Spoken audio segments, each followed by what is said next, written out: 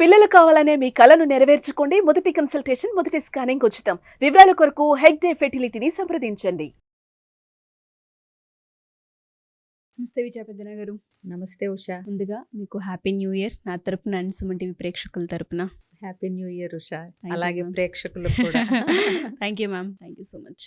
So ఒక కొత్త సంవత్సరం వస్తుంది అనగానే చాలామంది లాస్ట్ ఇయర్లా కాదు, ఈ ఇయర్ కొన్నిటిపైన చేంజెస్ చేసుకోవాలనుకుంటుంటారు, కొన్నిటిని అలవాటు చేసుకోవాలనుకుంటూ ఉంటారు. మనం కనుక చూసుకుంటే ఎమోషనల్గా మనం చూసుకున్నా, ఫిజికల్గా మనం చూసుకున్నా, ఫినాన్షియల్ పరంగా చూసుకున్నా, కెరీర్ పరంగా చూసుకున్నా, రిలేషన్షిప్ పరంగా చూసుకున్నా, ఇప్పుడు మనం మాట్లాడుతూ ఉంటుంటాం ఒక చిన్న ఆలోచనే జీవితాన్ని మార్చేస్తుంది అని.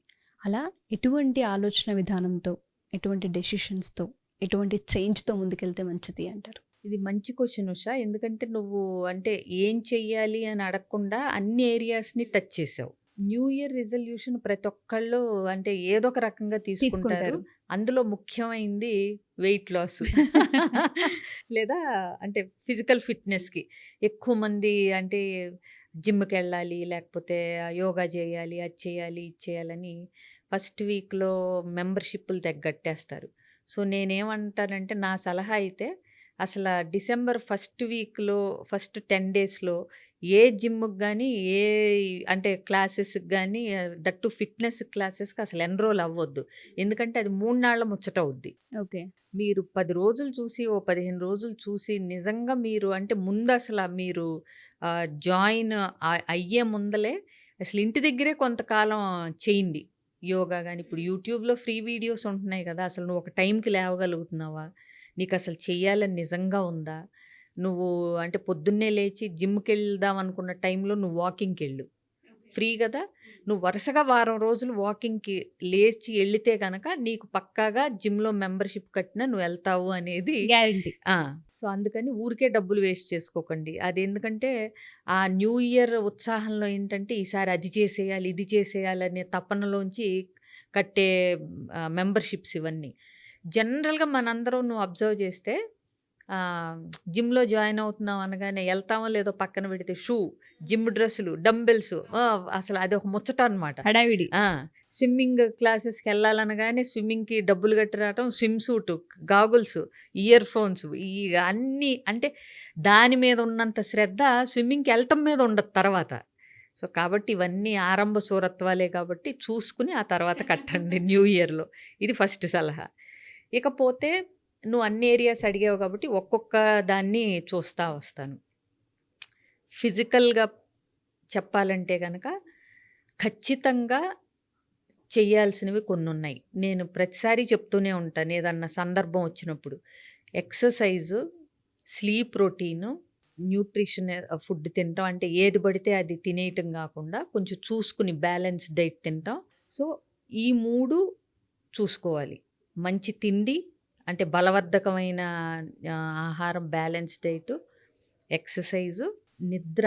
అది కూడా వీలైతే కనుక మీరందరూ ఈ న్యూ ఇయర్లో 2025లో ఒక టైంకి పడుకుని ఒక టైంకి లేవటం అలవాటు చేసుకోండి ఖచ్చితంగా. ఇది చాలా ఇంపార్టెంట్. ఒక 10 నిమిషాలు అటు ఇటు అయితే పర్లేదు, కానీ ఒక టైంకి పడుకుని ఒక టైంకి లేవటం అనేది హెల్త్ మీద చాలా ఎఫెక్ట్ చూపిస్తుంది. ఇదొకటి. అలాగే ఒక 10 నుంచి 12 గ్లాసుల వరకు మంచినీళ్ళు తాగండి. Hydration very very important. నీళ్లు తాగకపోతే కూడా హెల్త్ పాడైపోతుంది. కాబట్టి ఈ 4 చూసుకోండి.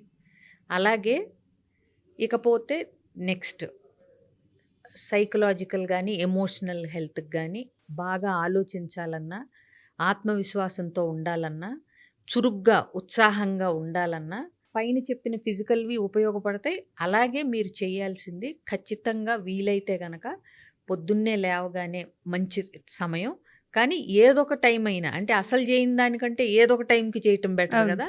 అలా ఒక పావు గంట ధ్యానం చేయండి. ధ్యానం అంటే ఏదేదో అవసరం లేదు. శ్వాస మీద ధ్యాస పెట్టండి. మీ ఇన్హేల్ ఎక్సేల్ని కౌంట్ చేసుకోండి. శ్వాస తీసుకునే టైం కంటే వదిలేసే టైం ఎక్కువ ఉండాలి. అంటే ఇన్హలేషన్ కంటే ఎక్సలేషన్ 4-5 సెకండ్లు ఎక్కువ ఉండాలి. ఇదొక్కటి చూసుకుంటూ మీరు నెంబర్ ఆఫ్ బ్రెత్స్ని కౌంట్ చేసుకుంటూ ఒక పావు గంట ధ్యానంలో సైలెంట్గా కూర్చోండి. వచ్చే ఆలోచనలు రానివ్వండి, వెళ్ళే వాటిని వెళ్ళనివ్వండి. మీరు మాత్రం చక్కగా ఒక పావుగంట ధ్యానం చేయండి. మీకు మొదట్లో కావాలంటే గనక యూట్యూబ్ నిండా గైడెడ్ మెడిటేషన్‌వి అవి కొడితే వస్తానే ఉంటాయి. వాటి హెల్ప్‌తో అయినా సరే ఒక పావుగంట ధ్యానం చేయండి. అలాగే ప్రతిరోజు వీలైతే గనక వెనకట వాళ్ళు డైరీ అని రాసేవాళ్ళు. హ్మ్. అట్లాగే ఒక గ్రాటిట్యూడ్ జర్నల్ అంటే ఏదో ఒకటి మీకు సంబంధించినవి గానీ ఏదైనా సరే ఒక జర్నలింగ్ రాయటాన్ని అలవాటు చేసుకోండి. మీకు నచ్చిన సంఘటన, నచ్చని సంఘటన, బాధ పెట్టిన సంఘటన, ఇబ్బంది పడిన సంఘటన ఏదైనా సరే మీరు నోట్ చేయటం అలవాటు చేసుకోండి. నోట్ చేసినప్పుడు ఏంటంటే అది బ్రెయిన్ ప్రాసెస్ చేస్తది. నువ్వు చేసిన తప్పేంటి? లేతే ఈసారైతే ఎలా కరెక్ట్ చేసుకోవాలి? ఒకవేళ నీకు బాధ కలిగితే దాని నుంచి ఉపశమనం నువ్వు పేపర్ మీద పెట్టేసరికి నీ బాడీలోంచి అది బయటకొచ్చేస్తది పేపర్ మీదకి. కాబట్టి నీకు రిలీఫ్ అనేది ఉంటది. సో, ఖచ్చితంగా జర్నలింగ్ చేయండి. అదొకటి. స్క్రీన్ ఫ్రీ నైట్స్ అంటే నువ్వు పడుకుంటాను 10కి పడుకునే టైము అంటే గనక 9కి ముందు నుంచే కనీసం గంట ముందు నుంచి సెల్ ఫోన్లు, టీవీలు వీలైతే గనక చూడటం ఆపేసేయండి.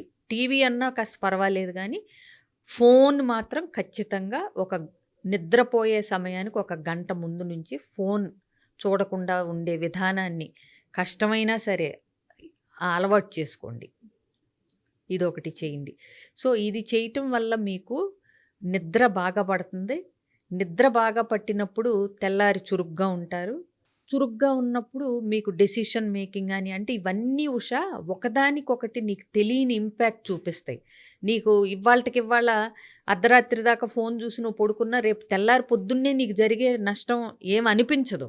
బట్ నువ్వు ఎప్పుడన్నా డెసిషన్ తీసుకోవాల్సిన డ్రైవ్ చేస్తున్నా నీకా క్విక్ రిఫ్లెక్సెస్, ప్రాంప్ట్‌గా డెసిషన్స్ ఇవన్నీ నీకు తెలియకుండా ఉంటుంది. ఓకే. అందుకే ఏదైనా సరే ఒక హ్యాబిట్ కింద, అలవాటు కింద మార్చుకోండి. ఆ రోజుకి ఆ రోజు ఏం నష్టం ఉందని మీకు కనపడతది. ఆ ఇంపాక్ట్ అనేది మీకొక అలవాటు, ఒక మంచి అలవాటు యొక్క ఇంపాక్ట్ మీకు సందర్భం వచ్చినప్పుడు మీకే వెలుగుతుంది.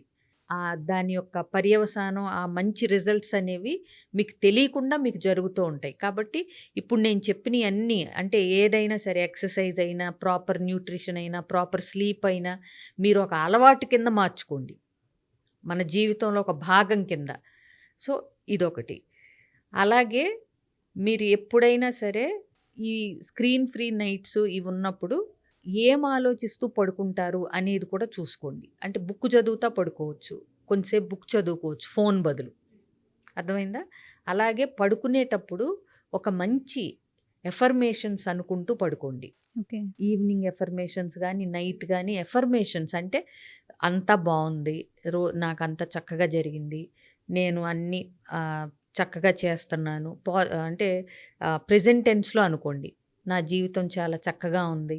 నేను అన్ని నిర్ణయాలు ఆలోచించి బాగా తీసుకుంటున్నాను. వాటి యొక్క ఫలితం నాకు చక్కగా కనిపిస్తుంది.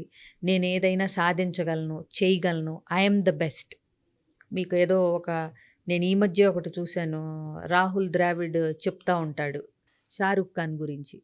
షారుఖ్ ఖాన్ చెప్పాడంట ఎప్పుడో రాహుల్ ద్రావిడ్‌కి. ఎంతోమంది అందగాళ్ళు నాకంటే డాన్సర్‌లో ఉన్న ఫీల్డ్‌లోకి నేనొచ్చి కూడా నిలదొక్కుకున్నాను అంటే దానికి వన్ ఆఫ్ ద రీజన్స్ ఏంటంటే నేను కష్టపడటం. అది మామూలుగా పక్కన పెడితే ప్రతిరోజు పొద్దున్నే అద్దంలో చూసుకొని ఐ యామ్ ద బెస్ట్ అనుకుంటాడంట. I am the best. I am the best. ఇంకంటే ఏంటి? నిన్ను నువ్వు బెస్ట్ కింద అనేసుకుని నువ్వు ఆటోమేటిక్‌గా నువ్వు బెస్ట్ ఇవ్వటానికి ట్రై చేస్తావు. అది బెస్టే వస్తది. సో, అట్లా ఎఫర్మేషన్స్ అనేవి నీకు నువ్వు చెప్పుకోవాలి. అది నీ మీద నీకున్న కాన్ఫిడెన్స్, ఆత్మవిశ్వాసం ఇవన్నీ పెంచటానికి ఉపయోగపడతాయి. నీకు ఏదైతే కావాలో అది నేనే అనేసుకోండి ముందే. నువ్వు బెస్ట్ కాకపోయినా నేను బెస్ట్ అనుకో, అవుతావు. ఎందుకంటే నీ బ్రెయిన్ కూడా నమ్ముతుంది నువ్వే బెస్ట్ అని. నువ్వు బెస్ట్‌గా అవ్వటానికి నీకేమేమి అవసరమో అవన్నీ నీకు సమకూరుస్తుంది. విశ్వం కూడా లా ఆఫ్ అట్రాక్షన్‌లో మాట్లాడేది ఇదే కదా! అవును. సో, కాబట్టి ఇంత మట్టుకు మనం ఫిజికల్‌గా ఆ తర్వాత ఎమోషనల్‌గా, సైకలాజికల్‌గా చూసాం. ఇకపోతే కెరీర్ పరంగా నువ్వే పని చేస్తున్నా అది నువ్వు అంటే స్టూడెంటా, ఉద్యోగమా లేకపోతే ఏదైనా సరే బిజినెస్సా, ఏం చేస్తున్నావు, నీ కెరియర్ ఏంటి అనే దాంట్లో నువ్వు 2½ అవర్స్ డీప్ వర్క్ చేయాలి. నీ పని గురించి. నువ్వు స్టూడెంట్ అయితే రోజుకు 2:30 గంటలు చక్కగా చదువుకో. ఏదో ఒకటి చేసుకో. చదువుకు సంబంధించినవి నీ చదువుకి సంబంధించి నీకు జ్ఞానాన్ని ప్రసాదించేయి. అంటే రోజు ఎగ్జామ్ ఉంటేనే చదువుతాం మనం. రోజు చదవము. కానీ దానికి కావాల్సినవి సమకూర్చుకోవటమో, లేకపోతే ఒక టెక్స్ట్ బుక్‌లో చాప్టర్స్ చదవటమో, లేకపోతే దానికి కావాల్సింది నేర్చుకోవటమో, కోడింగ్ అనుకోండి. రేపొద్దున ఉద్యోగం నువ్వు చేసేది కంప్యూటర్ సైన్స్ అయితే కోడింగో, పైథానో లేకపోతే ఏదో ఒకటి సీక్వెల్లో ఇలాంటివి నేర్చుకోవటానికి డీప్ లెర్నింగ్‌కి వాడండి. అలాగే డీప్ వర్క్ నువ్వు చేసే జాబ్ అయితే ఏదైతే ఉందో ఆ డీప్ వర్క్ ఆ కెరీర్‌కి సంబంధించిన పనిని 2:30 గంటలు చక్కగా చిన్న చిన్న బ్రేక్స్‌తో 40 నిమిషాలకు ఒక బ్రేక్ తీసుకుంటూ చేస్తే గనక మీ కెరియర్‌లో మీకు ఎదురే ఉండదు. మీరు స్టూడెంట్ అయితే మీకు ఎదురే ఉండదు. సో, కాబట్టి కెరియర్ పరంగా గానీ, ఏదన్నా ఎడ్యుకేషన్ పరంగా గానీ రోజుకు 2:30 గంటలు మీరు ఇన్వెస్ట్ చేయండి. అలాగే న్యూ స్కిల్స్, కొత్త స్కిల్స్ నేర్చుకోండి. ముందు ముందు ఉపయోగపడతాయి. ఖాళీ ఉన్నప్పుడు స్కిల్స్ నేర్చుకోండి. ఒక సర్టిఫికేషన్ కోర్స్ చేయండి. స్టూడెంట్స్ అయితే ఉద్యోగానికి ఏమేమి అవసరమో ఆ స్కిల్స్, ఆ కోర్సులు చేయండి. ఇట్లా కెరీర్‌లో ఉన్నాళ్ళైతే గనక ప్రమోషన్ రావాలంటే ఏం చేయాలి? అట్లా ఇంప్రూవ్ చేసుకోండి. నిన్నటి కంటే ఇవాళ ఏం బెటర్‌గా ఉన్నానని ఆలోచన చెయ్యండి. ఇది కెరియర్ పరంగా. ఇకపోతే ఫైనాన్షియల్‌గా ఎప్పుడూ కూడా ఫైనాన్షియల్‌గా బావుండాలి అంటే ఒక బడ్జెట్ అంటూ ఉండాలి. ఒక మనీ మేనేజ్‌మెంట్ టెక్నిక్ అనేది ఉండాలి. సో, నేను చాలా సింపుల్‌ది చెప్తాను. ఎందుకంటే నేనేమి ఫైనాన్షియల్ ప్లానరు ఇది కాదు గానీ, సింపుల్ టెక్నిక్ ఏంటంటే ఎక్కువ మంది ఫాలో అయ్యేది 50, 30, 20 రూల్ అంటాం. 50, 30, 20. ఆ! ఓకే. అంటే ఏంటంటే నీ మంత్లీ ఇన్‌కమ్‌లో 50% నీ రెగ్యులర్ అవసరాలకు అంటే ఇల్లు, ట్రాన్స్‌పోర్టు, హెల్త్ ఇయన్నీ అంటే స్కూల్ ఫీజులు, సరుకులు, కూరగాయలు, వంట, నీ రెగ్యులర్ ఎక్స్‌పెన్సెస్ నీ నెలవారీ ఖర్చులు. ఖర్చులకి 50% కేటాయించుకోండి. 30% నీ వాంట్స్ అంటే ఎంటర్‌టైన్‌మెంటు, హాబీసు, ట్రిప్పులు, సరదాలు, షికార్లు ఉంటాయి కదా! ఉండాలి కదా! అది కూడా ఉండాలి కదా! హ్మ్. సో, వాటికి 20% ఖచ్చితంగా సేవింగ్. సేవింగ్. ఏది ఏమైనా ఆ 20% ఇప్పుడు రూ. 100లో ఆ రూ. 20 తీసి ఆ డిబ్బీలో ఏసిన తర్వాతే ఈ 80లోనే మీరు చూసుకోవాలి. ఒకవేళ 50 బదులు 60 ఖర్చయితే ప్లెజర్‌కి 20 ఉంచుకోండి. అంతే తప్పితే సేవింగ్‌లోంచి 10 తీయొద్దు. ఓకే. సో, రూ. 20 డిబ్బీలో పడిపోవాలి. ఓకే. రూ. 50 ఖర్చులకి ఆటికి, రూ. 30 మీ అవసరాలకి, సరదాలకి వాటికి వాడుకోండి. పిల్లలతో ఎంజాయ్ చేయటానికి ఏదైనా అలా సుమారుగా రమారమిగా ఈ బడ్జెట్‌లోనే అట్లా ఉంచుకుని అలా బ్రతకటానికి అలవాటు పడండి. సో దట్ అప్పులు తక్కువవుతాయి. ఆ తర్వాత ఇబ్బందులు ఉండవు. సో, ఇది ఫైనాన్షియల్‌గా. ఇకపోతే ముఖ్యమైన నా ఏరియాలోకొస్తున్నాను రిలేషన్‌షిప్. ఫస్ట్ రిలేషన్‌షిప్‌లో నేను చెప్పే కపుల్స్ అందరికీ గానీ, ఎవరికైనా సరే నేను చెప్పేదేంటంటే, ఈ 2025 సంవత్సరం నుంచి మీరు అవతల వ్యక్తి చెప్పేదాన్ని వినండి. నువ్వు ఒప్పుకుంటావా? ఒప్పుకోవా? తర్వాత. నాకెందుకిలా అనిపిస్తుందో అంటే అని అవతల వ్యక్తి చెప్తున్నప్పుడు ఆవిడకి అనిపించేదంతా సోదెనో లేకపోతే అస్సల అందులో లాజిక్ లేదని గానీ, అందులో పస లేదని గానీ, అందులో పాయింట్ లేదని గానీ నీకు ఏదనిపించినా ఆవిడ చెప్పేది వినండి. ఆయన చెప్పేది వినండి. మీరు చెప్పిందే మీరన్నదే రుద్దాలని చూడకండి. సో, ముందు విన్నాక ఏమో మీకు కూడా అందులో ఒక చిన్న ఆవిడ 10 వాక్యాలు చెప్తే అందులో 1, 2 వాక్యాలు మీకు కూడా సబబుగా అనిపించొచ్చు. నిజమే గదా! తనన్న దానిలో కూడా పాయింట్ ఉంది గదా! అని అనిపించొచ్చు. నువ్వు వినకముందే నేనే రైటు, నేను చెప్పిందే ఇనాలి, మీకు ఆపేసేయి అని అనకండి. దయచేసి వినండి. మీకు నచ్చకపోతే ఒప్పుకోకండి. విడమర్చి చెప్పండి. కాస్త ఓపికగా ఇద్దరూ ఒక టీమ్ అనేలాగా ఈ కొత్త సంవత్సరం అంతా మేమిద్దరం అంటే ఒకే బరిలో ఉన్న ఆపోజిట్ టీమ్ వాళ్ళు అనుకోకుండా ఇద్దరు ఒకే టీము.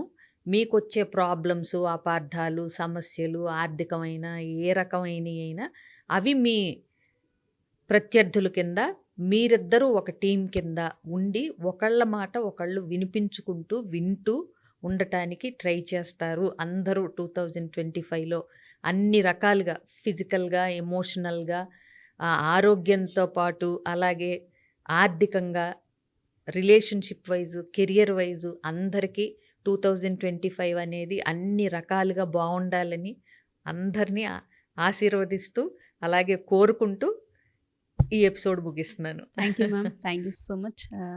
చాలా మంచి ఇన్ఫర్మేషన్ ఇచ్చారు. సేవింగ్ ఫార్ములా అయితే నిజంగా చాలా చాలా బాగుంది. చాలా ఈజీగా మనకు తోచినట్టుగా పెద్ద పెద్దగా లెక్కలేసుకోవాల్సిన పని లేకుండా వచ్చిన దాంట్లో సర్దుకుపోయేలా జీవితాన్ని ఎలా గడపాలని ఎక్స్ప్లెయిన్ చేశారు. Thank you ma'am. And once again happy new year. Thank you so much.